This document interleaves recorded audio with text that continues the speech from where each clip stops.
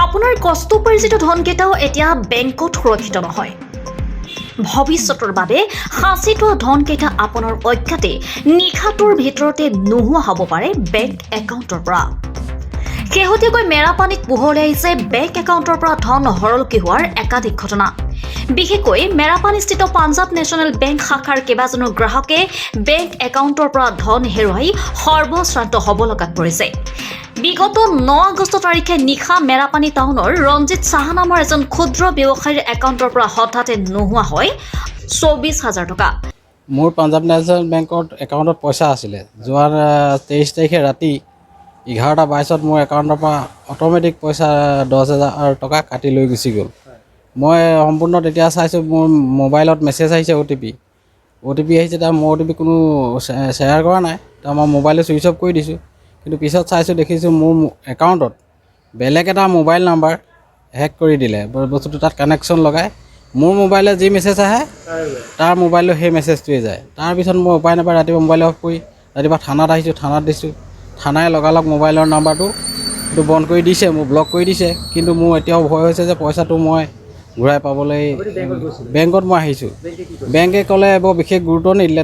আপোনালোকে ক'লে নিজেই এটা মোক এপছ খুলি ল'বলৈ ক'লে PNB 1 বুলি খুলি পেলাই সেইটো খুলি দেখুৱাই দিলে তেওঁলোকে। খুলি এইটোত চক বোলে ষ্টেটমেণ্ট ক'ত গৈছে। আপোনাৰ পইচাটো পোৱাৰ আশা আছে নাই ঘূৰাই পোৱা? মোৰ পইচাটো এতিয়া বেংকত ক'লে আপোনালোকে এপ্লিকেশ্যন কৰক। এপ্লিকেশ্যন কৰিলে কি হয় দেখা যাওক। আজি মই এপ্লিকেশ্যন বেংকত কৰি থৈ আহিছোঁ। কিন্তু বৰ বিশেষ আশা নাই বুলি কৈছে। বেলেগো হৈছে বুলি মই কেইবাজনো মুখে ইতিমধ্যে গম পাইছোঁ। তাৰপৰা তেতিয়া সেই গম পোৱাৰ বিষয়তে মই আজি ইয়ালৈ আহিছোঁ। ইয়াত সম্পূৰ্ণ মেৰাপানী PNB। ব্যৱসায়ীজনে পিছত বেংকত সোধপোছ কৰি জানিব পাৰে যে IMPSৰ জৰিয়তে ঝাৰখণ্ডৰ কোনো বেংক একাউণ্টলৈ সৰলকি হৈছে সমুদায় ধন। ঠিক তেনেদৰে আন এগৰাকী গ্ৰাহক পবিত্ৰ বৰাৰ একাউণ্টৰ পৰা বিগত 23 আগষ্টৰ নিশা হঠাতে নোহোৱা হৈছে 10,000 টকা। টকা নোহোৱাৰ কাৰণ সম্পৰ্কে সোধপোছ কৰিও বেংক কৰ্তৃপক্ষৰ পৰা অদ্যপিও কোনো সদুত্তৰ পোৱা নাই পবিত্ৰ বৰাই। ইফালে আন একাংশ গ্ৰাহকৰ বেংক একাউণ্টৰ পৰাও সময়ে সময়ে সৰলকি হৈ আহিছে জমা ধন। ধন হেৰুৱাৰ প্ৰকৃত কাৰণ বেংক কৰ্তৃপক্ষই গ্ৰাহকক জনাব পৰা নাই যদিও এয়া কোনো চাইবাৰ অপৰাধী চক্ৰৰ কুকৰ্ম বুলি অনুমান কৰিছে গ্ৰাহকে। যে কি নহওক নিজৰ কষ্টোপাৰ্জিত ধন বেংক একাউণ্টত সুৰক্ষিত নোহোৱাক লৈ এতিয়া চিন্তিত হৈ পৰিছে পাঞ্জাৱ নেশ্যনেল বেংকৰ গ্ৰাহকসকল। মেৰাপানীৰ পৰা মহেন্দ্ৰ দাসৰ ৰিপৰ্টাৰ লাইভ অসম। কিমান টকা নিলে? মোৰ 9 তাৰিখে আপোনাৰ ৰাতি 10:16 আপোনাৰ 24,000 টকা এটা একাউণ্টৰ পৰা লৈ গ'ল। ৰাতি মই শুই আছিলোঁ। তাৰপিছত মই বাহিৰলৈ গ'লোঁ। বাহিৰত যোৱাৰ পাছত মোবাইলত OTP সোমাইছে। মই কাকো OTP শ্বেয়াৰ নাই কৰা। তাৰপিছত গম পাইছোঁ যে একাউণ্টৰ পৰা 24,000 টকা কাট খাই গৈছে। তাৰ পিছদিনাখনি ছেকেণ্ড ছেটাৰডে আছিলে। তাৰ পিছদিনাখনি আছিলে দেওবাৰ আছিলে।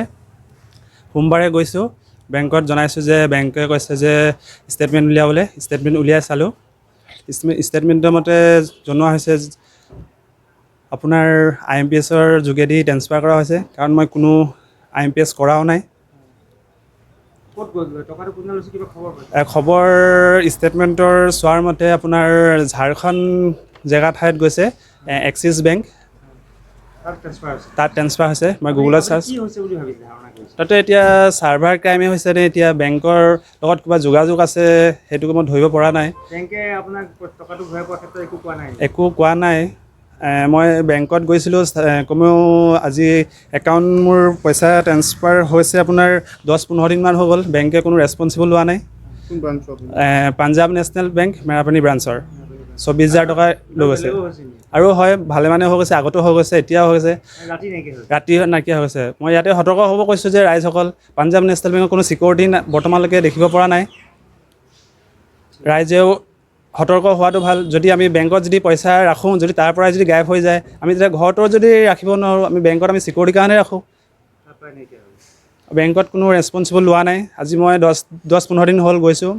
আৰু এটা কথা মই পাঞ্জাৱ নেশ্যনেল বেংকত অসমীয়াত এপ্লিকেশ্যনখন দিছিলোঁ সেইখন শ্ব' নকৰিলে। তাৰপিছতে মই আকৌ ইংলিছত এখন দিছোঁ। 4-5 দিনমান এনেকৈ পেলাই থৈ দিছে। আকৌ এসপ্তাহ পাছত গৈছোঁ কৈছে বোলে মই বোলে পৰাপক্ষত চেষ্টা কৰিম এইটো বোলে মোক কোনো ৰিস্ক নলওঁ বোলে। অসমীয়াতো এপ্লিকেশ্যন নলয়, ইংলিছত লয়। তাকে মই বেংক কৰ্তৃপক্ষত জনাইছোঁ যে তাকে মই সাঁচি থোৱা 24,000 টকাটো মই ঘূৰাই পাওঁ যেন আশা ৰাখিম। Reporter live Assam.